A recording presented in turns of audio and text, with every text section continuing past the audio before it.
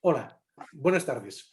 Hoy estamos con Mario Villén y vamos a hablar de Nazarí.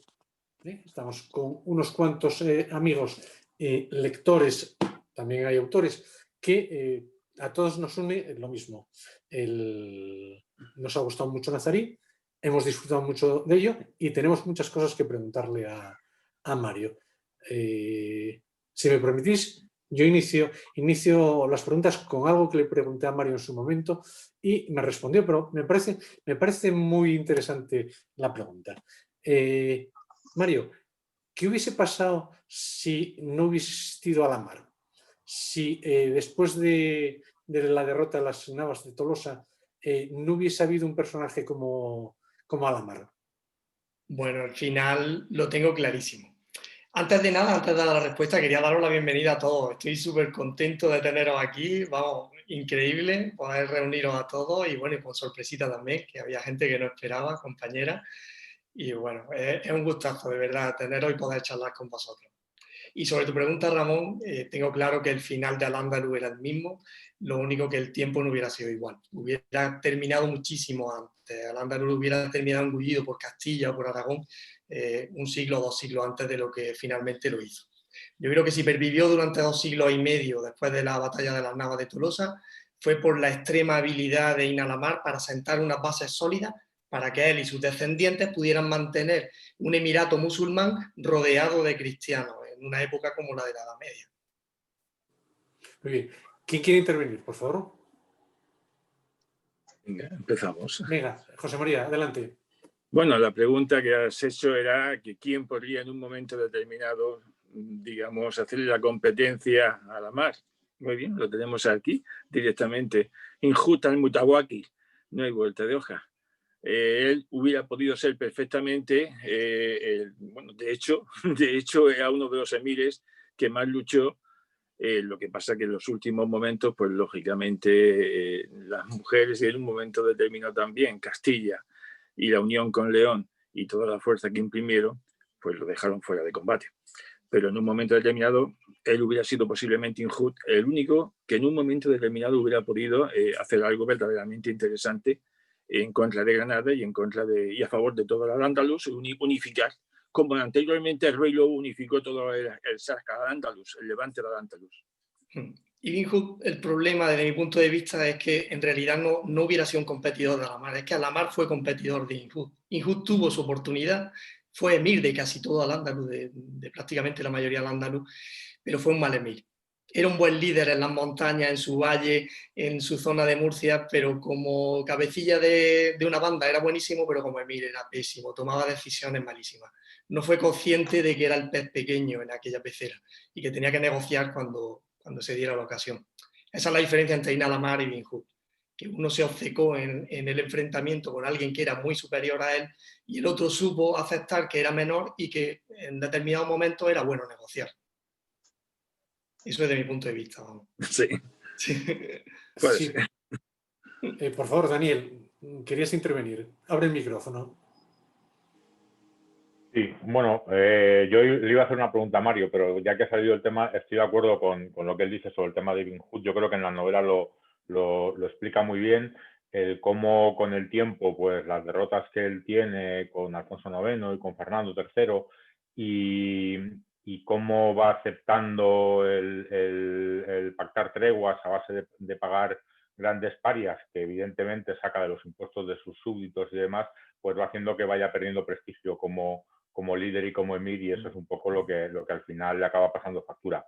Pero bueno, eso es un poco al hilo del comentario. Pero la pregunta que yo le quería hacer a Mario es una de las cosas que a mí me ha gustado mucho del libro, que el libro me ha encantado, es cómo, siendo un libro en el que se unen diferentes tramas, diferentes personajes, pues Ibn Hud, Alamar, Fernando III, Alfonso IX, Berenguela, en fin, y algunos personajes, digamos, más secundarios y menos conocidos.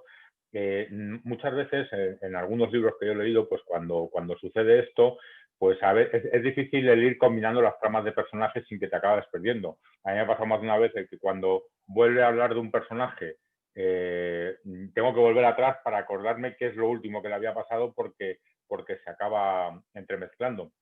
Sin embargo, en Nazarí esto está muy bien resuelto. Entonces yo le quería preguntar a Mario cómo se planteó la estructura del libro para solucionar este problema.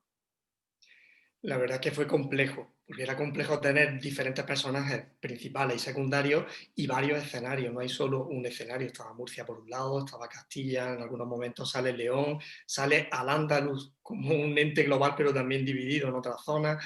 Y fue un poco complejo. La verdad es que tuve que hacer varias líneas de acción. Y normalmente lo que hacía era retomar el hilo de cada una de las líneas cuando la retomaba. Entonces volví a leer un poco donde la había dejado y por ahí continuaba ese hilo, sin tener en cuenta lo que estaba ocurriendo en el otro sitio. O sea que era un poco, yo llevaba una línea temporal que avanzaba, pero con muchos frentes en el mismo sentido. Entonces iba saltando de una a otra en el mismo momento. Era un poquito complejo, la verdad es que debo reconocer que fue un poco complicado. Pero bueno, por lo que veo, me alegra que haya conseguido un poco cuál era esa intención. Muchas gracias, Daniel. Al hilo de lo que pregunta Daniel, yo con los Banu Qasi tuve que leerla con la libreta y con el lápiz al lado, porque tuve que anotar absolutamente todos los personajes, porque no era capaz de centrarme en ello. Por lo tanto, es muy difícil lo que dice Daniel, que conseguiste el hacer un hilo de personajes reconocibles en todo momento y sin tener que andar anotando y volviendo atrás. Bien. Ahora, posteriori, me hubiera gustado añadir un dramatic personaje, que es verdad que no lo tiene la novela, me hubiera gustado incluirlo, porque también ayuda un poco, sirve de guía para no perderse. Sí. Aroa, creo que habías levantado la mano, que querías intervenir. Sí, ¿me escucháis bien? Sí, perfectamente. No, perfectamente. Vale. Yo quería comentar 2 o 3 cosas conforme he ido hablando. Primero, lo del personaje principal, Mohamed, ¿vale? Pienso que, porque se ha preguntado, bueno, ¿qué hubiera pasado si tal? Pienso que ese personaje se creó o se formó gracias a los entrenamientos, bueno, de su abuelo, las circunstancias que pasó, el coraje y la rabia que él tenía por lo de la rápida, por lo que había visto y demás. Y fue lo que le forjó el carácter suyo también, que le seguía a otro personaje que era ascética, ¿no? Eso de un santón. Sí. Y pienso que él se formó, fue gracias a sus abuelos, a Aquilula. Fue el que le enseñó todo lo que son las técnicas, lo que es la estrategia, todo. Quizás si no hubiera tenido la formación de él, el personaje hubiera perdido mucho peso. Y entonces las batallas no hubieran sido la misma. Hubiera cambiado la historia. Eso es una cosa. Otra cosa que habéis dicho, que tú has dicho, Mario, que era muy mal emir. Recordemos de que él tenía una vida pobre, él era muy sencillo, él no le gustaba, ¿sabes? Él tenía muy metido eso de lo del santón y demás. Entonces, que sí, era un buen líder, tenía mucha labia, era un buen estratega, me pareció que el personaje era un buen estratega, un buen guerrero, pero en cuanto veía riqueza y demás, él ahí se perdía. Eso con él no iba. Él como guerrero era un campeón, ahí nadie le ganaba, pero después es verdad que como en mí, bueno, pues ahí lo dejo. Y otra cosa que iba a decir, lo del libro, que me ha encantado, yo en su día se lo estuve comentando a Mario, porque es el primer libro que yo me he leído en el que es verdad que no hay un personaje, ¿te acuerdas, Mario, que te lo comenté? No hay un personaje que yo diga, pues odio a este. No, a mí todos me caían bien. Bueno, sí, el tío a lo mejor, ¿no? El Ramón. Bueno, el tío Ramón es difícil. Sí, era chunguillo, ese era difícil de digerir. Bueno, ese sí, vale, el único. Pero sí, que pese a ser un libro de musulmanes contra cristianos, yo me quedaba con los dos bandos, porque yo comprendía el bando cristiano, pero también comprendía el bando musulmán. Y que un libro te haga sentir todas las emociones, el duelo de Yusuf, de Mohamed, Yusuf también cuando lo pasó muy mal, todo, cuando murió Hassan también, el mejor amigo, o sea, que lloré un montón. Y que un libro te haga sentir todas las emociones, que no decaiga el ritmo de la historia, que, no sé, me pareció un libro maravilloso. Muchísimas gracias. Me alegró mucho que me lo comentara en ese momento y me alegra mucho que saque el tema también ahora, porque una de mis principales intenciones era no posicionarme en decir estos eran los buenos, aquellos eran los malos. En realidad cada uno tenía sus motivaciones y no pretendía juzgarlos como algo positivo o negativo. Puede empatizar tanto con Fernando III desde el lado cristiano como con Hina al-Ahmar desde el lado musulmán. O sea, que simplemente intentaba reflejar una realidad y cada acto que hacían uno u otro, que puede ser cuestionable por el lado contrario, intentar justificarlo desde su propia perspectiva y su propia experiencia. Y luego por el tema que has comentado de Aquilula, del abuelo de Hina al-Ahmar, es que es cierto que aparte de los dos personajes potentísimos protagonistas, que por encima de la multitud de personajes que hay, pues son los que más resplandecen, como Fernando III, Hina al-Ahmar, los dos, no solo Hina al-Ahmar, tienen a unos tutores que son los que los guían, le aportan la madurez cuando no la tienen todavía. Ellos inician su carrera de niños, prácticamente. Tanto Hina al-Ahmar como Fernando III, desde niños son formados para ser líderes. Uno por su madre y otro por su abuelo. Sin ellos no hubieran llegado a lo que llegaron. Que el mismo Fernando, podemos decir también que sin Berenguela tampoco probablemente hubiera llegado a donde llegó, a gobernar, a reinar sobre Castilla y luego sobre León también, unificando los dos reinos. O sea que ahí esos dos tutores son vitales en la novela, son fundamentales, tanto Berenguela como Aquilula. Tiene pedida la palabra Pepe y luego David. Pepe, por favor. Sí, bueno, pues yo quería abundar en casi todas las intervenciones. Por una parte, yo también tengo quizás no se vea bien. No lo he hecho solo con este libro, yo lo hago casi con todas las novelas históricas que leo, por lo mismo, porque sí que me voy a perder en los personajes, sobre todo si son con tantísimos personajes como en esta novela. Eso por un lado. Luego, y con lo cual tengo, ya te lo dije en su día, Mario, tengo la relación ¿cómo lo llamas? Pues eso, dramatis personae, ¿no? La tengo hecha diferenciando por el bando cristiano y el bando musulmán. Digo a abundar que efectivamente es para perderse, por eso tengo esto, pero hay que ver la cantidad de datos, la cantidad de momentos en los que la historia nos muestra distintos caminos que podían haberse efectivamente tomado. Se ha hablado de que ha sido la primera intervención de Ramón, que se hubiera sido distinto si no existe al-Ahmar. Bueno, y tú has respondido que quizás según tu opinión, pues si hubiera acabado antes la Reconquista, ¿no? Yo digo, abundando como digo en lo anterior, que Berenguela, por el lado cristiano, es lo que Aquilula, el abuelo, por el lado musulmán. Y se ha dicho que fue mal emir, hijo, ¿no?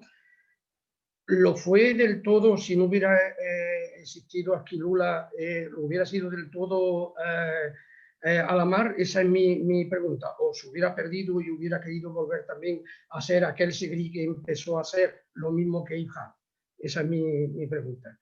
Eso es muy difícil de saber, pero bueno, por el estudio de la historia y lo que se sabe poco, hay que decir también que las fuentes son muy escasas sobre Hina al-Ahmar, que hay mucho de intuición en la documentación, tienes que aportar mucha intuición. Y mi intuición lo que me dice es que no hubiera llegado a tan altas cotas sin Aquilula. Por eso mismo que decimos, cuando él inicia su carrera, él no tiene la madurez necesaria y a lo mejor ni siquiera el arrojo para decidir tomar las riendas de un pueblo. Y eso se lo aporta sin duda Aquilula. En eso sí coinciden las fuentes, que siempre... Hay incluso dudas sobre el parentesco. Es curioso, pero el parentesco de Aquilula e Hina al-Ahmar, hay algunas fuentes que dicen que era tío suyo, que era cuñado, o sea que no está del todo claro. Los historiadores se ponen más de acuerdo en que era su abuelo. Pero lo que sí inciden es que en Aquilula fuera su abuelo, su tío, quien fuera, fue el que lo guió, lo cogió de la mano y lo llevó al Emirato. Y yo creo que sin él hubiera sido a lo mejor pues, como Ibn Hud, pero sin llegar a tomar el control del Emirato. Un líder, un cabecilla de una banda en su zona, en un ámbito territorial pequeño. Esa es mi impresión.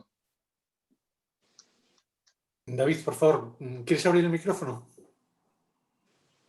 Hola, buenas tardes a todos, a todas. Muchísimas gracias por la invitación. Para mí es un placer, es un honor estar entre personas de de este nivel y con uno de mis escritores favoritos, él ya lo sabe, porque se lo he dicho no en persona, porque no lo conozco en persona y con lo que estamos viviendo cada vez más complicado, pero bueno, estoy muy contento de estar aquí. A mí lo que más me sorprendió de la novela, cuando terminé de bebérmela, porque me la bebí, fue justo lo que ha comentado Daniel. Como también estoy en fase de montar de mi propia novela, yo nunca he publicado nada, pero si el tiempo y el trabajo me lo permiten, quiero hacerlo, pues me pareció de una enorme complejidad montar las tramas como las ha montado Mario en esta obra, ¿no? Creo que la principal es una trama de ascensión del protagonista, pero hay muchas otras. Es una obra muy coral, con muchísimos escenarios, y me sorprendió, y al principio me deprime un poco como novato que intenta escribir. Piensa, es imposible trenzar esta trama y que al final resulte bien. Yo no he tenido que anotar nada, me he bebido el libro y trenzar todas estas tramas y que además tenga la verosimilitud que tiene, porque además me consta que Mario es un escritor que se documenta y que bastante bien. Habrá sus anacronismos en la obra, evidentemente, como esto es ficción, no es ensayo. Leí sus 2 primeras obras y estaba deseando que llegara esta, y mi primera pregunta, que era la que Daniel le ha planteado, mi segunda pregunta en este caso es ¿qué hay de diferente en esta obra respecto a las 2 anteriores? Porque ya a mí en las 2 anteriores detecto, como lector, no soy un profesional de esto, como lector detecto que eres un escritor que escribes bien, de manera muy ortodoxa, pero además con una belleza que a mí me llega, ¿no? La historia de amor, por ejemplo, que hay en Nazarí, me parece brutal, ¿no? Si alguno de nosotros no lo hemos vivido, eso de ir a escondidas a abrir alguna puerta, alguna ventana, lo hemos pensado, seguro, o hemos soñado con ello. Y detalles como eso me hacen que la novela me haya llegado muy adentro. Yo le preguntaría a Mario qué diferencia hay entre esta novela y las 2 anteriores. ¿En qué has visto que hayas mejorado, que esta novela tenga un nivel distinto a las demás, si es que lo tiene? Bueno, antes que nada, muchísimas gracias, David, por tus palabras. Que, vamos, no voy a poder salir por la puerta, ¿eh? Me vaya a poner el ego enorme. Muchas gracias, de verdad. Me consta que te ha gustado y bueno, para mí es un lujo también tenerte por aquí. Y sobre la diferencia entre las 2 primeras novelas y estas, las 2 primeras las considero rodaje. Fue un aprendizaje constante. Hice varios ensayos y las considero como experimentación incluso. 40 días de fuego, que es una novela también coral, fue un experimento, fue un primer intento de meter muchos personajes a la vez de diferentes ámbitos y diferentes escenarios. No al nivel de Nazarí, que es verdad que Nazarí es una novela mucho más compleja, pero fue como un experimento, como decir, ¿cómo funcionaría esto en novela? El escudo de Granada es mucho más lineal, mucho más básica. 40 días de fuego fue el intentar dar un saltito previo a Nazarí. En realidad lo considero eso. Como diría Muñoz Molina, y me encanta esa frase, él siempre dice que los escritores nunca decimos que nuestra mejor obra es la que acabamos de escribir, sino la que vamos a escribir después. Entonces, en ese proceso yo creo que es así, yo creo que el escritor no para de aprender, siempre está aprendiendo. Entonces, el escudo de Granada es la primera, le tengo mucho cariño por ser la primera, pero tiene sus defectos, evidentemente, y los debo reconocer. 40 días de fuego, ya iba sabiendo algo del escudo de Granada, pero también sí que tenía sus defectos. Con ese aprendizaje llegué a Nazarí. ¿Que Nazarí no tiene defectos? Por supuesto, los veré cuando escriba la próxima. Y es que así es la vida del escritor, vamos saltando de un proyecto a otro, mirando atrás, viendo los defectos de las anteriores y aprendiendo. Y no se trata de otra cosa, de crecer y aprender. Gracias, David. Antes de darle el turno a Chris y después a Pepe, yo quiero hacer un apunte. Cuando leyó la novela, si no recuerdo mal, Blanca, la escritora que más vende en Amazon, los elogios hacia Mario fueron enormes. ¿Te acuerdas? Me emocionó mucho. Tú no lo vas a decir, pero yo sí lo puedo decir, que te estaba siguiendo desde hace tiempo y que te augura un buen porvenir. Por favor, Cris, cuando quieras, abre el micrófono. Hola a todas y a todos. Ramón, muchas Hola. Gracias por invitarnos, por haber organizado esto, que me parece una reunión preciosa, y enhorabuena a Mario de nuevo por una novela que a mí me ha encantado. No hace falta que te lo repita, lo sabes de sobra.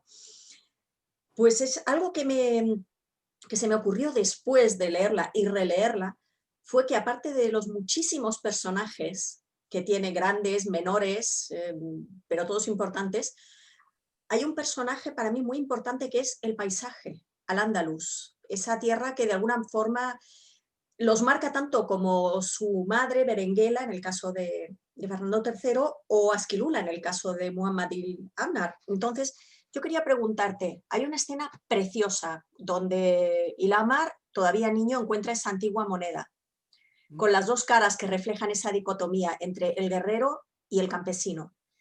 Para ti, ¿esa tierra hasta qué punto influyó en él, en su destino, en sus decisiones, en el futuro que él se trazó? ¿Y él se veía más, o en general ellos se veían más, como agricultores con vocación de guerreros o guerreros con vocación de agricultores y colonos? Eso es algo que siempre te quise preguntar. Muy bonito lo que has comentado, y es que es verdad que uno de los grandes protagonistas de la novela es mi tierra.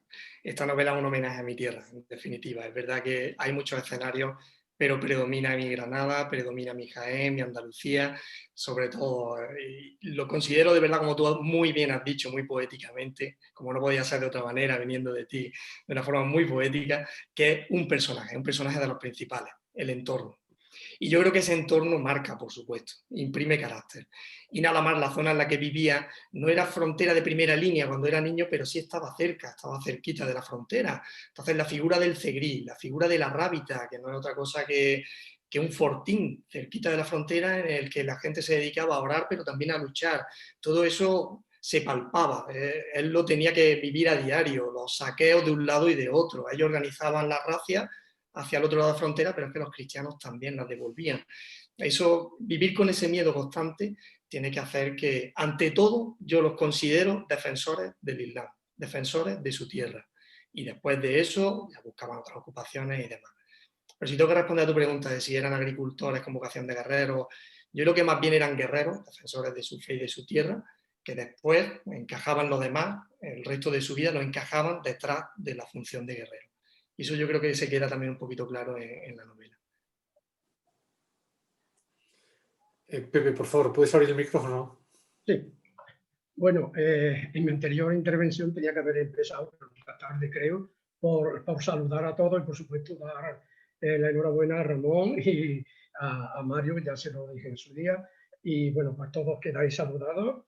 Me disculpáis por no haberlo hecho antes. Y digo, se le ha preguntado, ha sido David, creo, se te ha preguntado, Mario, qué diferencias había con las otras dos. Tú has respondido, ya me lo dijiste en su día, pues eso que ha sido el rodaje. Pero yo veo, a ver qué os parece, yo veo al contrario de diferencia, una similitud en tu forma de escribir, y es el tratamiento de los personajes. El tratamiento en cuanto no a la disfunción física, que bueno, eso de alguna manera hay que hacerlo. Si es un personaje inventado, pues inventarse cómo es ese personaje. Si es un personaje histórico, pues explicar históricamente cómo ha sido escrito, pero él es que trata la humanidad de los personajes, los trata y en los tres libros. Por eso digo yo que ahí lo veo yo como una cosa común. Yo, como antes ha dicho también, pues bueno, en un momento determinado, si hay que llorar, yo he llorado leyendo bueno, con las cosas que pasan, pero es que además me he podido sentir hasta mujer en la descripción de los personajes, siendo pues bueno, pues siendo un chico, pues me he sentido cómo explicaba lo que pasaba a esas mujeres, cómo sufría o cómo... Y por supuesto con los personajes masculinos, pues identificándome también, y todo eso a través de ese tratamiento. Es lo que yo cada vez que bueno, pues he hablado de este libro y he hablado mucho desde que lo he leído en junio, he destacado, y Mario lo sabe. ¿Qué os parece a vosotros ese tratamiento de los personajes? Yo creo que ahí Bego también tiene que decir algo, ¿no? Del lado femenino, del personaje, del poder femenino, ¿no?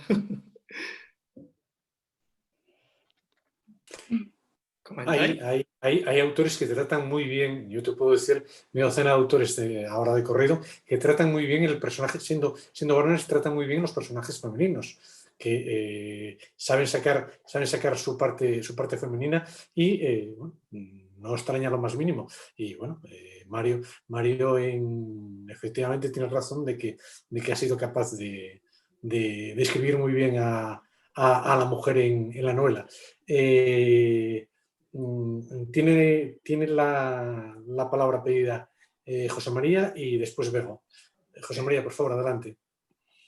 Sí, el miedo que da cuando te pones a leer una novela desde el punto de vista histórico, a los que nos dedicamos a estudiar la historia, a analizarla, a dar conferencias y a escribir sobre el tema, es que a veces te encuentras algo que, bueno, primero que no es verosímil y que es muy difícil adecuarlo con la historiografía.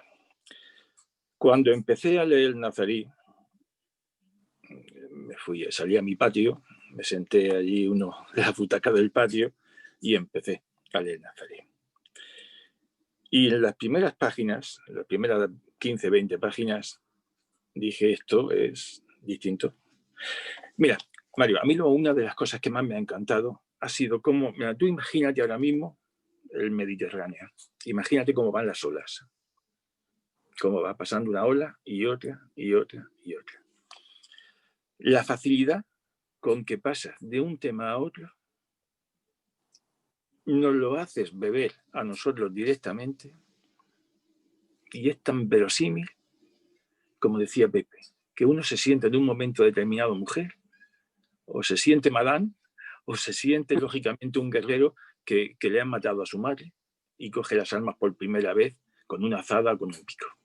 Esa es una de las cosas que más me ha llamado poderosamente la atención. Es la simpleza de la novela, de una novela normal que puede pasarle a cualquier persona en un momento determinado y que lo que estás leyendo es completamente creíble. Incluso ha habido momentos en los cuales yo he dudado, a ver, desde el punto de vista de la historiografía, decía, a ver, ¿esto era así o era de otra manera? Y me he tenido que ir a consultar uno de mis legajos, de los 3.000 y pico libros que tengo, y decir, a ver, joder, pero si es que es verdad, si es que lo pone de una manera que es tan sumamente creíble. Es lo que más me ha llamado la atención. Hay novelas muy buenas, muy buenas, muy buenas. Pero yo te digo una cosa, y no me gusta decir las cosas así a lo loco.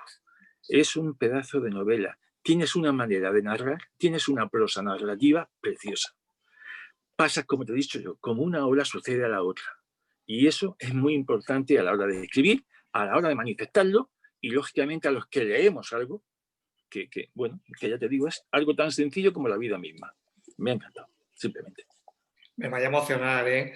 Me alegra muchísimo que destaquéis esos puntos, que opináis así sobre Nazarí. Y bueno, yo desde fuera, como analizándome a mí, aunque sea complicado hacerlo, salirme de mí mismo, yo me considero eso, un autor de personajes.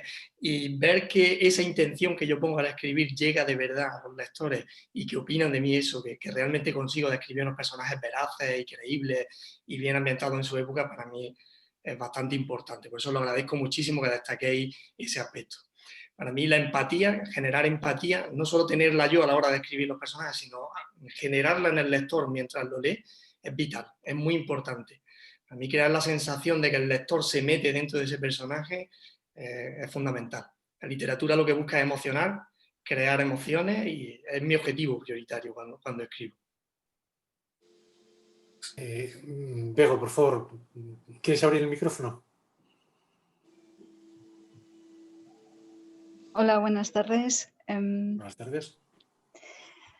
Bueno, muchas gracias por tenerme aquí en esta pequeña reunión. Estoy emocionada. Me encantó Nazarí. Creo que Mario lo sabe. Creo que ya se lo he dicho. No se lo he dicho de una forma solo, sino que de muchas. Es un libro muy completo, muy bien escrito. Yo no soy ni historiadora ni soy tampoco autora, pero sí que me he sentido totalmente atrapada en esta historia, o sea, atrapada en el sentido de que me he metido dentro y cuando he terminado el libro he sentido mucho desasosiego. Esa típica sensación de ¿qué hago ahora yo con mi vida después de terminar semejante libro? Es que no sabía qué hacer con tanto tiempo. Nazarí me ha gustado mucho pues por muchas cosas. Yo soy del norte. Soy del norte y ni siquiera he nacido aquí, sino que he pasado mucho tiempo de mi vida afuera. Estoy acostumbrada a leer más historia, sobre todo celta, digamos así, por ponerle una etiqueta. No estoy tan acostumbrada a leer historia del sur de España, entonces esto que me haya llevado al andaluz ha sido como un cambio de rumbo bastante importante y que me ha encantado, la verdad es que me ha gustado mucho. Pero sobre todo lo que quiero destacar de Nazarí, que me ha gustado mucho en general, no hay nada que no me haya gustado de la novela, pero quiero destacar sobre todo las mujeres de Nazarí, todas, empezando por Fátima, pasando por Miriam, Dunia, todas las mujeres son personajes tan reales, tan cercanos y tan importantes en Nazarí como pueden serlo Muhammad, sus hermanos, sus tíos, el tío Ramón, al que he sentido ganas de querer matar en ocasiones, y cualquier otro personaje masculino, incluso la reina Berenguela, un personaje real y tan vivo que se podía interactuar con ella perfectamente. O sea, es una gran fuerza de este libro son las mujeres de Nazarí. Le quiero dar las gracias a Mario por escribir estas mujeres en Nazarí. Muchísimas gracias a ti por destacarlo, porque esa es otra. La verdad es que estoy contentísimo de tener a vosotros aquí porque debo decir, al hilo con Bego, que con ella he disfrutado muchísimo su proceso de lectura. Con todos vosotros, con todos los que estáis aquí, he disfrutado mucho mientras leíais. El proceso de lectura hemos intercambiado opiniones, me habéis mandado fotos, me habéis dado opiniones. He disfrutado muchísimo mientras leíais. Y ahora teneros aquí y que además estáis destacando los puntos que yo como autor intentaba destacar mientras no escribía, para mí es muy grande. Eso me demuestra que habéis conectado muchísimo con mi alma de escritor, con esa alma, con esa intención oculta que yo pongo en los libros. Y eso, bueno, me emociona profundamente, la verdad. Y el tema de la mujer es uno de esas intenciones ocultas que intento insertar en el libro. Es verdad que hay una corriente ahora que trata de, entre comillas, tergiversar un poco la historia, de poner a la mujer en un papel que no le corresponde históricamente. Yo no estoy de acuerdo con eso, para nada. Yo no estoy de acuerdo. Pero sí creo que la mujer tiene un papel muy importante, lo ha tenido siempre, y que tampoco hay que desmerecerlo. Y eso es lo que he intentado reivindicar con Nazarí. La mujer era importante, pero no era poderosa políticamente, a lo mejor directamente. El poder lo ostentaba el hombre, no le dejaba a la mujer ostentar el poder. Tenemos el caso de Berenguela, por ejemplo, que sí lo tuvo, pero incluso ella le obligaron los concejos y los nobles a renunciar a tener el reinado en favor de su hijo, aunque ella se reservó el derecho de decisión. Pero era un mundo fundamentalmente masculino. ¿Qué papel tenía la mujer? Pues, aparte de cabeza de la familia, apoyo del hombre, sostén de la casa, como normalmente estaba fuera, y todo ese papel, toda esa importancia tremenda de la mujer es la que intento reivindicar a mujeres poderosas, aunque no fuera políticamente, pero mujeres muy poderosas. Ese poder femenino que sí es real y que sí es veraz históricamente es el que intento reflejar en este libro. Ahora tiene la palabra Aroa. Después me gustaría comentar un tema para abrir un poco de debate. Aroa, por favor. Bueno, yo quería comentar lo que estamos hablando, ¿no? El tema de la mujer. Lo que sí que me impactó fue la agonía que estaba sufriendo el personaje de María con su tío, que yo cuando vi que en una ráfida de estas se fue con Mohamed, yo decía, qué mal lo tendrá, o sea, ¿cómo estaría esa mujer para que una cristiana, que en aquella época los musulmanes, sabe que no tal, yo decía, para que una cristiana se vaya con un musulmán y se haga su amante, qué pena tendría ella, qué agobio tendría ella allí. Vale, sí que me gusta el personaje de Fátima. Es un personaje que, bueno, cuando se casó eran una pareja enamorada y demás, y la historia fue muy bonita. El romance entre los dos, ahí lo viví yo. Yo me era muy Fátima. De Era Farah, muy bonito. la primera esposa. La Farah. primera. Claro, ya eso fueron. Y después es verdad que la segunda, ahí sí que al final me quedé así un poco sorprendida, María, yo te iba a preguntar. Porque Aisha, al final del libro, se va con el capitán, ¿no? Con Kamal. Se van, que se escapa, ahí estamos. Y Mohamed, oye, que le perdona la vida y que le dice, venga, pues que tú te vas y tal. Y yo me quedé así como diciendo, ahí sí que me quedo, porque yo digo, bueno, ¿y no le corta la cabeza? O sea, a ver, vamos en aquella época y más a un emir, por favor, le va a poner los cuernos. Pues mira, ¿sabes? sonar extraño, pero no lo tenía planeado. Y lo digo en serio, ¿eh? Hay muchas veces que se oye a los escritores decir, el personaje cobra vida. Aquí fue totalmente así. Llegué a la escena sin ningún plan, Dejé fluir al personaje. Yo construí mentalmente a Ain al-Amar en mi cabeza y dije, ahora está aquí, ahora soy yo Ain al-Amar, ¿qué haría? Y fue la decisión que tomó en ese momento, en la tienda, cuando lo estuvo delante, estuvo a esto de cortarle la cabeza, porque lo estuvo, lo estuvo. Finalmente decidió, bueno, darle su escarmiento, haciéndola morir, entre comillas, para su hijo, pero dejándola viva, en realidad. Pero debo reconocer que la decisión prácticamente sentí que no la tomé yo, la tomó ese personaje que había construido. O sea que empaticé con él, por la construcción psicológica de Ain al-Amar, y dije, ¿qué haría él ahora aquí? Y no llevaba pensado que la dejara vivir. Yo barajé como muy probable que realmente los mataran los dos.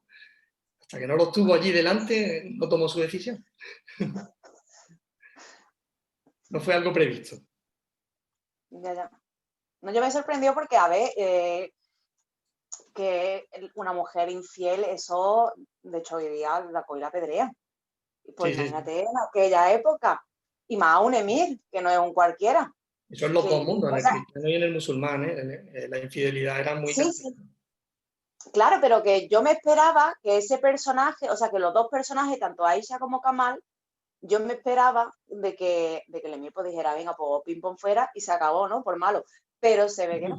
Se ve que fue muy bueno y muy compasivo. Y me sorprendió, la verdad, me sorprendió. La verdad es que sí. Bueno, su propio hermano, Ismail, se lo dice. Él como que reivindica que él tiene que mantener el honor de la familia. Ahí tienen el concepto de la familia, de los Nasser. Una infidelidad le afecta también a él indirectamente, a Ismail. Cuando él le cuenta en confidencia lo que ha pasado, se lo dice. Le dice, oye, si tomas Jaén, pide que te lo entreguen y hazle justicia. Él se lo recomienda. O sea que al final lo que prevalece es la humanidad y nada más. Y le dice, bueno, va a desaparecer de mi vida, de la vida de nuestros hijos, pero te va a dejar con vida. Es simplemente como una pequeña concesión que le hace. Pero incluso su entorno, los que conocen lo que ha pasado, se lo dicen. Dice, oye, no, esto que no se vayan de rosita, que esto nos salpica nuestro honor. Tú hazle justicia, es lo que le dice su propio hermano. Sí, es verdad que no era fácil tomar esa decisión. Encontró la manera de hacerlo manteniendo su honor intacto, que era borrar sus huellas, decir que había muerto. Yo antes de darle la palabra a José María, quería plantearos una cosa, porque hay 3 autores aquí que han tenido el valor de publicar durante la pandemia. Nazarí salió justamente cuando salíamos de la pandemia, pero tanto Daniel con su Plantagenet como Vic con su La voz y la espada salieron en plena pandemia. Y yo les pregunto al resto de lectores, no a los autores, ¿qué os parece el hecho de que un autor haya tenido que publicar y haya tenido que demostrar la valentía de sacar en ese momento una novela cuando no puede promocionarla, cuando no hay presentaciones, cuando no hay firmas, cuando no hay ferias, etc. ¿Qué podéis opinar? José María, adelante. Sí, yo voy a hablar primero de la primera parte que tenía pensado y después te voy a contestar a eso. Una de las cosas que me ha llamado poderosamente la atención es que no hay buenos ni malos. Es una novela en la cual no hay buenos, tampoco los hay malos, por el enfrentamiento directo que hay en su momento durante 7 siglos en Al-Ándalus. Sabemos que Al-Ándalus no es Andalucía en sí. Al-Ándalus era toda España, excepto la parte norte de Cantábrica y demás. Entonces nos damos cuenta que va bajando, es decir, completamente, conforme van avanzando los siglos, se va desplazando la frontera hacia abajo, lógicamente, hasta el último momento, hasta el último reducto, que es la ciudad de Granada, el reino de Granada, para ser más exacto. Y nos damos cuenta en la novela que cuando la lees, cuando terminas de leerla, aparte de ese sabor tan grato que tienes, es una novela, como antes he dicho, que era sencilla en el sentido propio de la palabra, que no te rompía el esquema de si lo ves, o en este caso los musulmanes, porque los árabes son todavía, si los musulmanes de Al-Ándalus eran buenos y los cristianos eran los malos.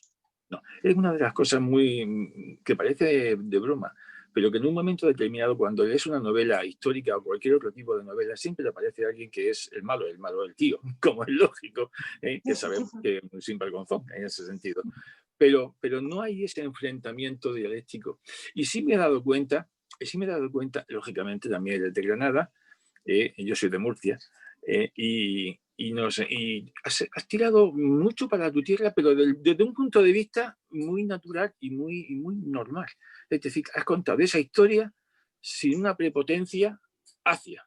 Sí que es verdad que habla mucho, lógicamente, de los andalusíes en ese sentido, del planteamiento más musulmán, desde mi punto de vista, que el planteamiento cristiano. Pero bueno, quizás en la siguiente novela a lo mejor tengamos ese planteamiento. Y por lo que tú decías, Ramón, el 18 de marzo de 2020 tenía que haber presentado yo mi última obra. La tengo precintada en una caja, en una federación, desde el 28 de diciembre. Cuando íbamos a presentarla, que era el día 18 de marzo, no se ha podido presentar todavía. No se ha podido presentar. Ahí está guardada. Y bueno, ¿qué es lo que he hecho? Pues empezar a escribir otra, como es lógico, no hay vuelta de hoja. No es novela, es historia, pero bueno, algún momento llegará. Sí que es verdad que siente una dejadez en un momento determinado, una sensación muy amarga. Pero bueno, ya saldrá. Es un testimonio importante, el que acabas de dar, José María. Espero que puedas editarla pronto y tenerla en el mercado. Está editada. Está lista para poner en el mercado. Sí. Bueno, eso ¿qué opináis vosotros? Pero no se cancela. Simplemente se pospone. Sí. No hay pega. ¿Queréis comentar alguno más sobre ese tema? ¿Cuándo habrá la segunda parte? Pues mira, en secreto aquí, sin que se entere nadie más que nosotros, mi intención, yo cuando la escribí en el primer momento pensé en plantearla como una trilogía. El primer volumen terminaba cuando era nombrado como emir en Arjona. Luego había un segundo, la vida de Ain al-Amar es completa y es potentísima de principio a fin.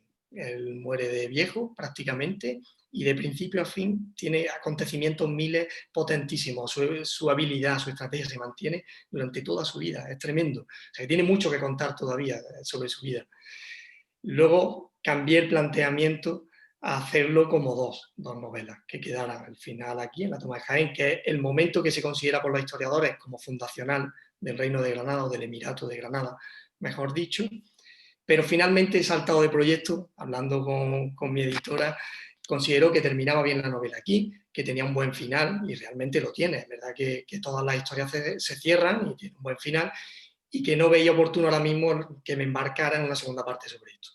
Lo tengo aparcado, bueno, puede que algún día lo retome y que continúe con su historia, pero ahora mismo estoy en otro proyecto. O sea que tuve que cambiar el planteamiento de 3 a 2 y a 1, finalmente. O sea que, bueno, quién sabe. El resto lo tengo planteado, ¿eh? Desde la toma de Jaén hasta su muerte, daría para una novela y además, como os digo, con acontecimientos muy, muy, muy potentes, ¿eh? Vic tenía... Se ha quedado colgado. ¿No? ¿Sí? ¿Se ha quedado colgado? Vaya. José María parece, ¿no? Que se le ha quedado. ¿No? Ahora está ahí. Vic, por favor, abre el micrófono. Pues me habéis quitado la pregunta de la boca. Yo también quería preguntar si va a haber una segunda parte y me alegro mucho de saber que el proyecto, parafraseando a los alemanes, está aparcado y no enterrado. Exacto. O sea que sí, ya tienes a tu legión de lectores ahí esperando ansiosamente a que lo termines y no tardes mucho, por favor, que no tengamos que pasar otra pandemia más esperando, pero eso no puede ser. Yo tenía una pregunta. ¿Cuánto de ti hay en Ibn Ammar? Como padre, como hijo, como esposo, como persona que ha tenido que luchar a su manera contra estas circunstancias tan difíciles de la pandemia. ¿Qué es aquello que más has metido en tus personajes de ti? Buena pregunta, ¿eh? Buena pregunta. Es verdad que de mí, bueno, la novela tiene muchísimo de mí, pero debo reconocer que he hecho un esfuerzo de empatía tremendo e intentar no reflejar mi propia personalidad al completo en un personaje puntual. Ibn Ammar tiene aspectos de mí, pero yo no soy parecido a él. O sea, que ese arrojo, esa decisión, ese valor, yo reconozco que no lo tengo. O sea, que he intentado construir un personaje y no volcar mi personalidad en él. Es verdad que tenemos muchas diferencias. Sí hay una similitud que yo he volcado mucho de una persona muy cercana a mí, bueno, que ya falleció, en alguien de la novela, como es Asquilula, mi padre. He volcado muchos rasgos de él en Asquilula, pero es que porque he visto mucha coincidencia. He visto una persona con carácter, una persona decidida. Mi padre sí era así, mi padre tenía esa personalidad fuerte y potente de la que yo un poco adolezco. Entonces, en Asquilula sí reconozco que hay mucho de mi padre. En Alamar de mí hay algo, pero reconozco que somos diferentes. Hay un esfuerzo de empatía, de construcción importante, alejándolo un poco de mí. Pepe, por favor, y después Aroa. No tienes abierto el micrófono, Pepe, ahora sí. Sí, bueno, yo participando en el tema de analizar la novela, que podría ser otra parte de la que hoy hagamos, en la misma medida que antes puse de relieve, que para mí es muy importante cómo trata a los personajes, y no solo en Nazarí, sino en los dos libros anteriores, como he dicho, pues también es para mí muy importante cómo trata, describe muchas guerras, todas las que se suceden en este tiempo, en estos años tan convulsos, ¿no? Describe muchas guerras y hace uso de la sangre de la precisa.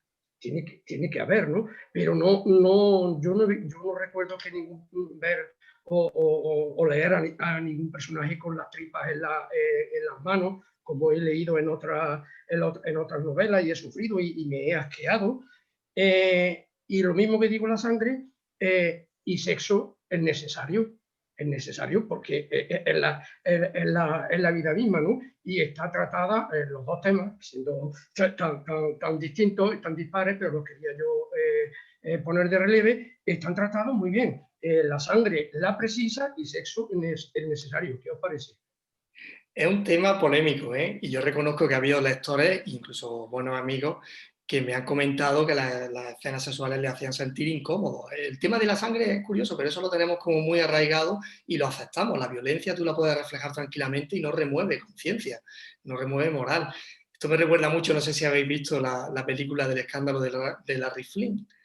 Él defiende eso precisamente. Un niño puede ver 20 asesinatos en la tele, en películas o en series, pero que no vea un desnudo, que no vea una escena sexual. Entonces, ¿cómo es nuestra moral? Aceptamos la violencia, pero no aceptamos una expresión de amor como puede ser el sexo. Yo personalmente creo que puede reflejar una escena sexual igual que refleja una comida, un banquete, es algo de la vida que forma parte de nosotros y que hay que reflejarlo con naturalidad.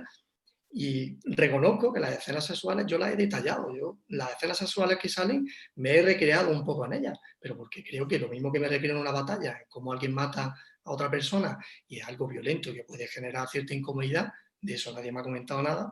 Lo mismo que recreo una comida, cómo se come. Otra necesidad básica, algo inherente al ser humano, es la sexualidad. Y yo creo que también hay que reflejarlo en la novela. Tampoco caer en que se convierta en una novela erótica, pero tampoco esconderlo. Es algo que forma parte de nosotros y que hay que reflejarlo. Si me permitís, en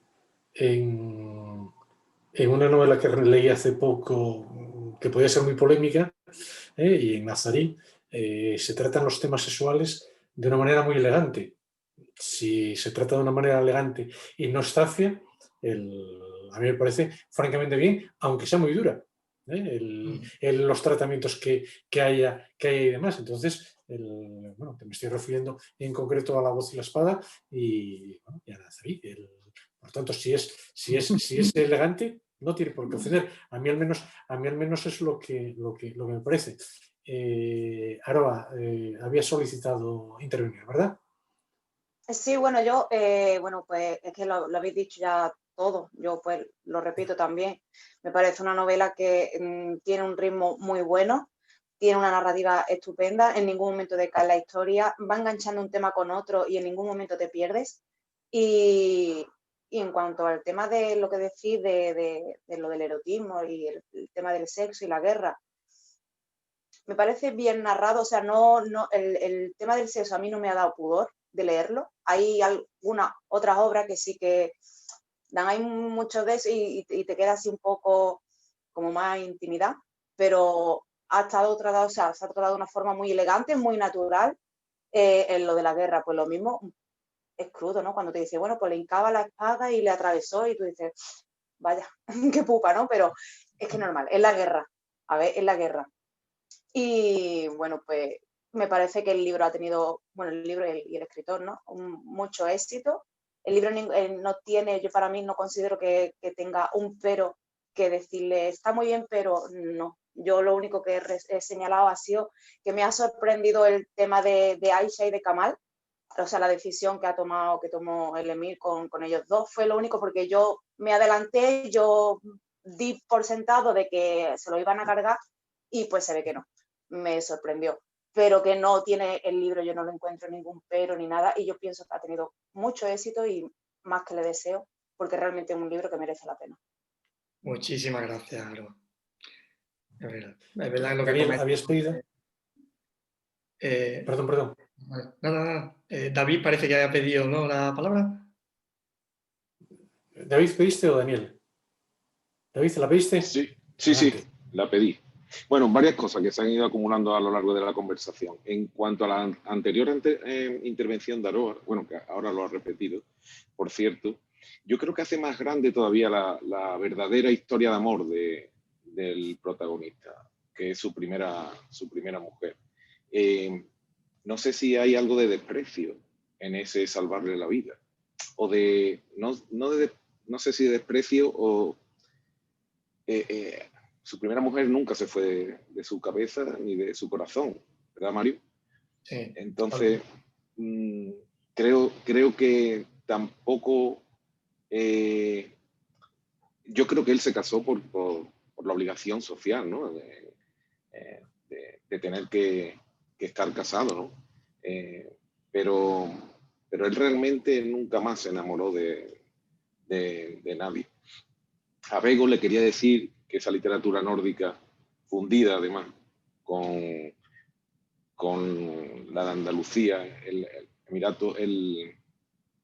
Califato Omeya en este caso, la puede encontrar en 40 días de fuego, que fue la segunda novela de Mario, pero yo me la leí en primer lugar, antes que El escudo de Moclí. Me ha gustado mucho la pregunta de Vic, porque yo quería preguntarle a Mario, más o menos relacionado con lo que ella pregunta, en la construcción de sus personajes, que estamos todos de acuerdo en que es extraordinaria.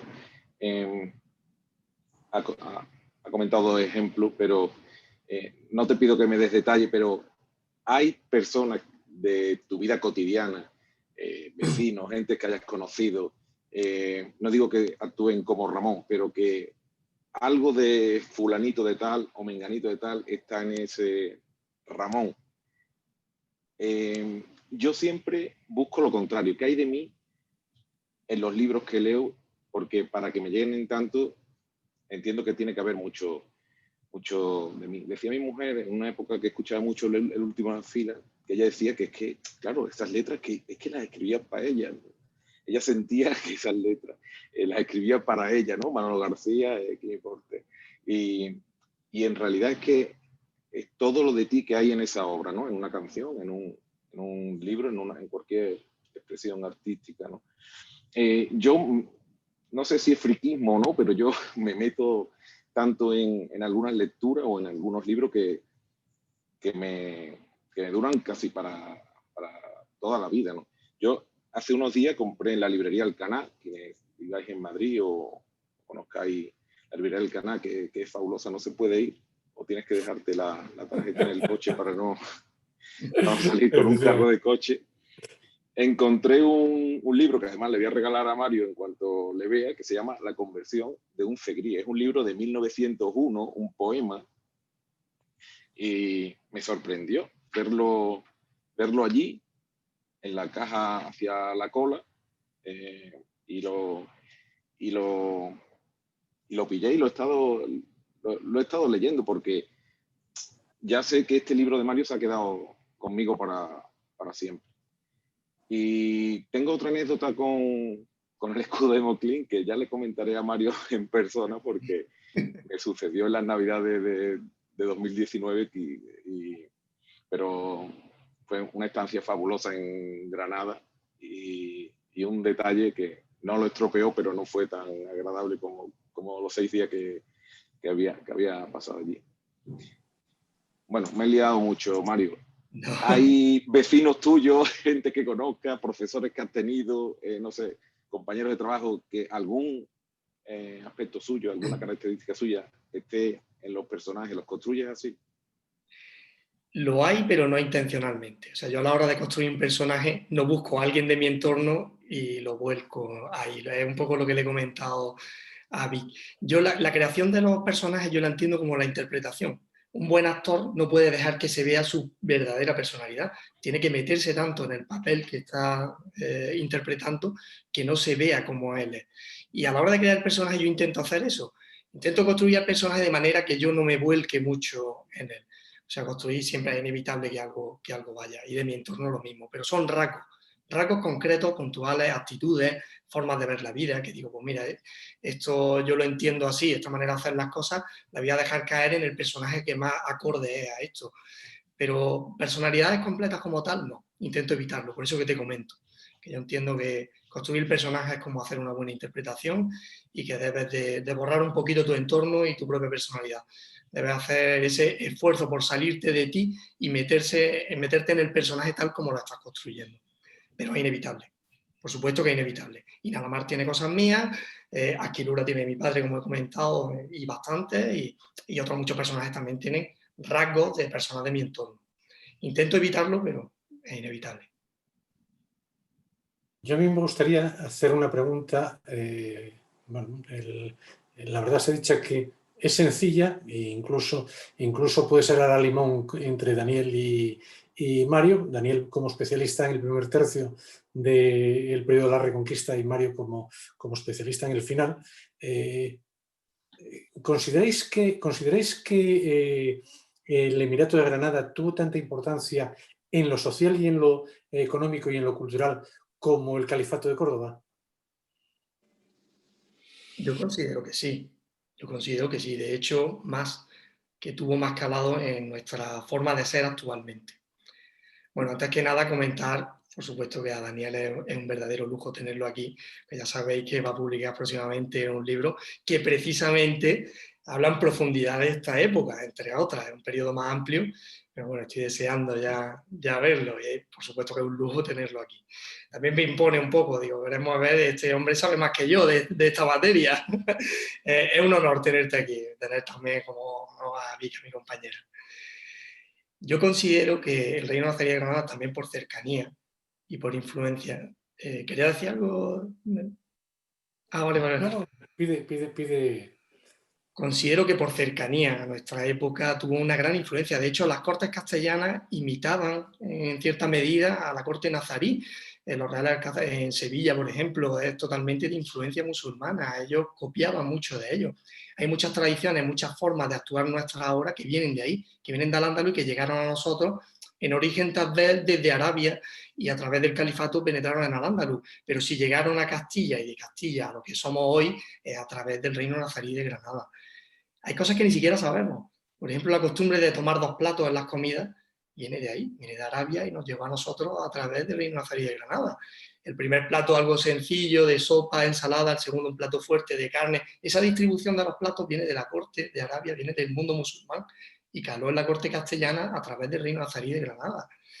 Miles de cosas. El uso del mantel, por ejemplo, para proteger la mesa, es una costumbre que tenemos hoy en día todos y que vino también de Arabia y que caló en el occidente cristiano a través del reino nazarí de Granada. O sea, que creo que la influencia es tremenda y que no acabamos de verla, pero la tenemos. Aunque no la reconozcamos, la tenemos. Daniel, por favor, abres el micrófono. Sí. Bueno, lo primero, yo he venido aquí a hablar de tu libro, no del mío. Estoy aquí como lector de Nazarí y como, bueno, de hecho, cuando vi la convocatoria, pues le dije a Ramón, oye, yo quiero participar porque he disfrutado mucho la novela y estoy, ya te digo, o sea, como lector, no en otro carácter. Y además es que precisamente mis libros pues sí que cubren toda la época del Emirato y el Califato de Córdoba, pero terminan en el año 1252, es decir, cuando el reino nazarí está recién creado. Y yo, bueno, pues siendo sincero, yo no soy historiador y bueno, yo voy aprendiendo la historia según voy escribiendo sobre ella. Entonces tengo, evidentemente, algunos conocimientos sobre la evolución y sobre el final del reino nazarí de Granada, pero no me considero un experto como para realizar una comparación con el Emirato de Córdoba. Así a grandes rasgos se me ocurre que a lo mejor en lo militar, por ejemplo, pues el Emirato y luego el Califato, sobre todo en la época de Almanzor, pues tuvo un predominio y un predominio político también en la época de Ramán III, donde los reinos cristianos pues prácticamente iban rogando al califa de turno pues su apoyo en sus guerras internas entre los Sanchos y Ordoños y compañía, que eso creo que el reino nazarí pues no lo tuvo, pero por lo demás no me considero en condiciones de hacer una mayor comparativa entre las dos. Eres muy modesto, Daniel. Yo que te leo con fervor, sé que dominas mucho la historia. Bueno, tenemos que ir terminando, entonces os voy a ir dando la palabra para que hagáis lo que consideréis oportuno y ir despidiéndonos para dejar a Mario que finalice la intervención.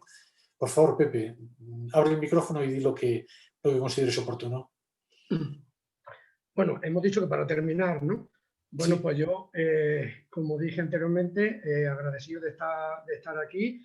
Me lo he pasado muy bien, no solo aquí, sino por el motivo que me ha llevado aquí, que es con la lectura de Nazarí, que la he leído, lo he dicho por ahí en alguna ocasión y lo sabéis, la he leído ya muchas veces, me falta solo leerla del revés y todo desde aquí, desde junio para acá.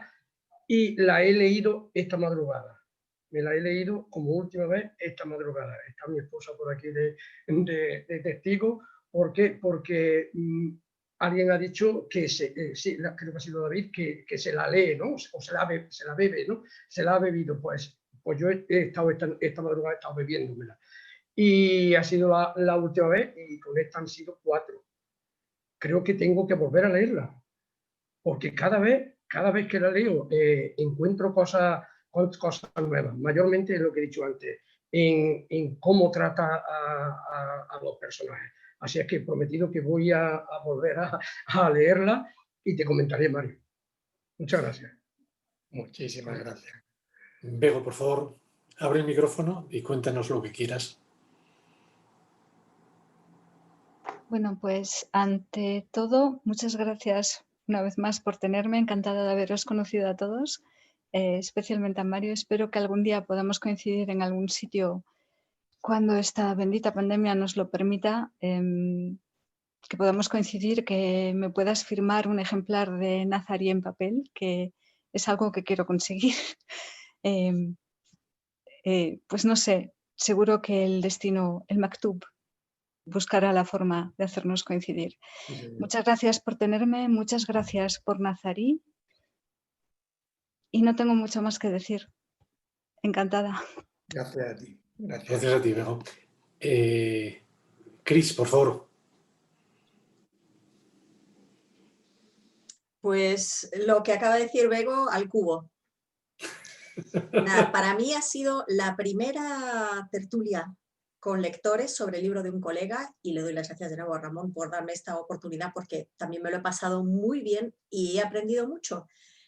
Ha sido el primer libro que he reseñado en la vida, el de Mario, y he disfrutado muchísimo leyéndolo como lectora, como autora que aprende de otros colegas, lógicamente, y ha sido el primer libro que he leído sobre Al-Ándalus, que es un tema que me echaba un poco para atrás, yo lo confieso, porque es muy complejo, porque abarca muchos siglos, son muchos personajes y también porque hay muchas leyendas y mitos que creo que ya es hora de que vayamos desmontándolos, aunque sea modestamente desde la ficción. Y creo que Mario ha hecho una magnífica labor al acercarnos con estos personajes tan realistas, tan creíbles y tan humanos a ese mundo en sí.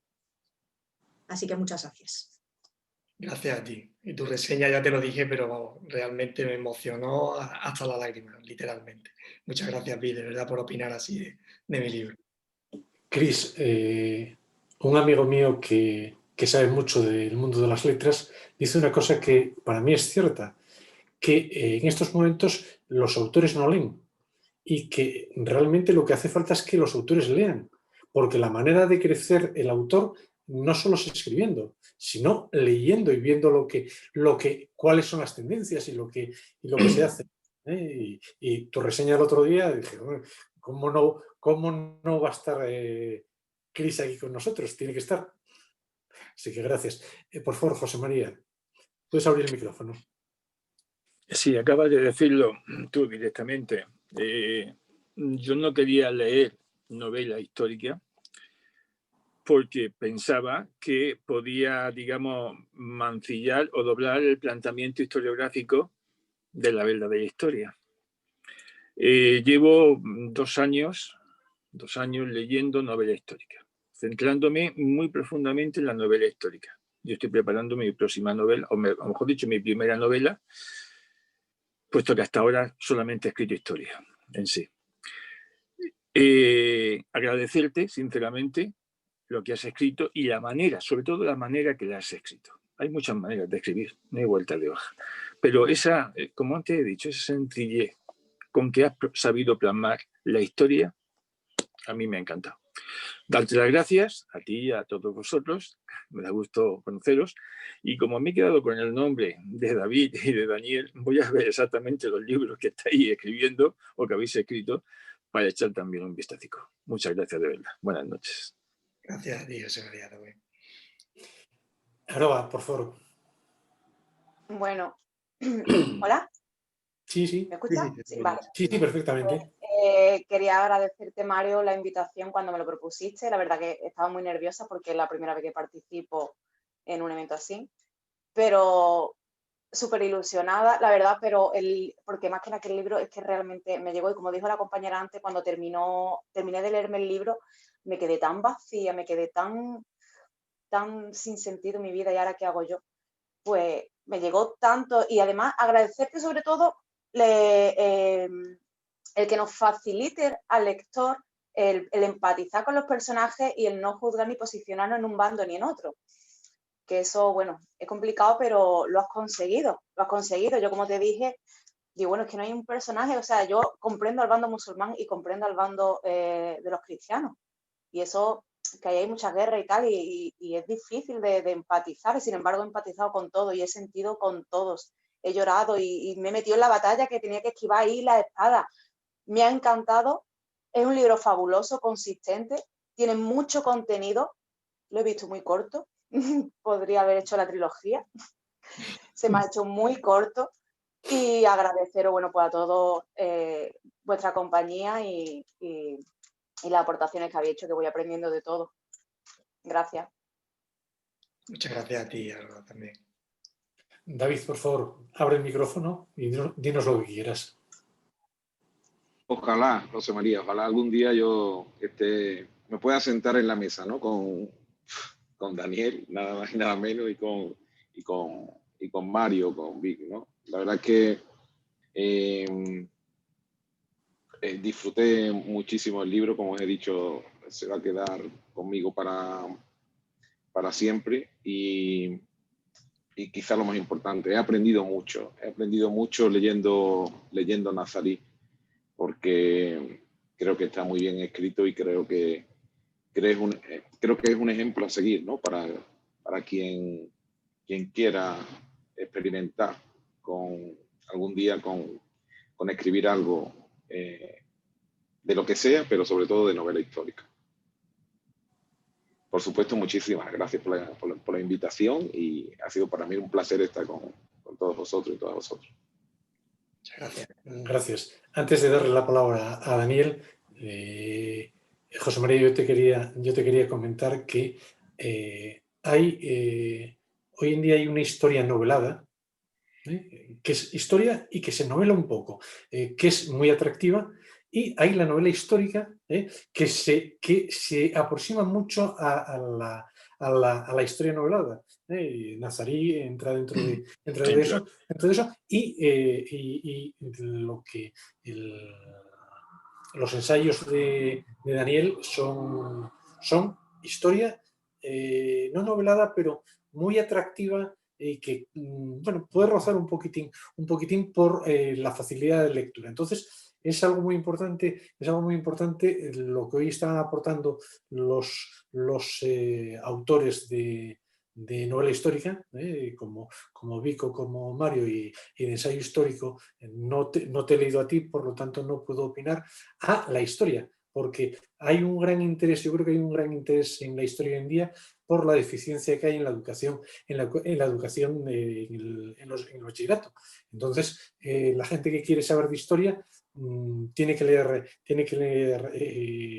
novela histórica, que es una manera sabiendo distinguir lo que es ficción de lo que es realidad, que es una manera de aprender historia. Nada más. Daniel, por favor, puedes abrir el micrófono y decir lo que creas conveniente. Sí, bueno, la verdad es que yo me lo he pasado muy bien, me ha gustado mucho pues todas las intervenciones de todo el mundo, han planteado preguntas muy interesantes a Mario, comentarios sobre aristas del libro que yo no me había planteado, sobre los personajes, sobre el planteamiento, personajes femeninos, masculinos. Bueno, me ha parecido un debate muy interesante y además ha sido un placer pues conoceros a todos y bueno, a Mario pues espero que lo podré ver dentro de poco y tengo ya ahí el libro para que me lo firme. Genial, seguro que coincidiremos pronto. Antes de darle la palabra a Mario, yo os doy las gracias y os diré que, a pesar de estar bregado en el tema, yo me pongo nervioso. Y estoy entre amigos y lo paso muy bien, porque al final es muy entretenido, y el objetivo es pasar un rato entretenido, no es otra cosa, no tiene otra eso. Y el decir, oye, dar la oportunidad a que los lectores como yo le podamos decir al autor lo que creamos conveniente. Porque al final realmente somos, como lo digo muchas veces, como los hooligans de fútbol, exactamente igual. Llevamos nuestro libro como ellos llevan su camiseta a que lo firme su ídolo. Exactamente lo mismo. Oye, gracias a todos. Y Mario, cierras las intervenciones. Bueno, para mí, como he dicho, es un tremendo placer haberos tenido aquí. Con todo y cada uno de vosotros he disfrutado muchísimo el proceso de lectura. Lo he compartido con vosotros, para mí ha sido muy bonito. He disfrutado mucho y he aprendido mucho con vuestros comentarios, que ese feedback nos enriquece muchísimo a los autores. Y ahora aquí, abriéndome el corazón, yo debo reconocer también que, como dice Aroa, también me pongo nervioso, me cuesta mucho hablar de estas cositas y lo habéis hecho muy, muy fácil. Ha sido muy agradable y he disfrutado un montón, aprendido, incluso tomado algunas ideas para el futuro. Así que muchísimas gracias a todos y cada uno de vosotros, de verdad, de corazón. Gracias a todos. Dejamos de grabar, ¿de acuerdo?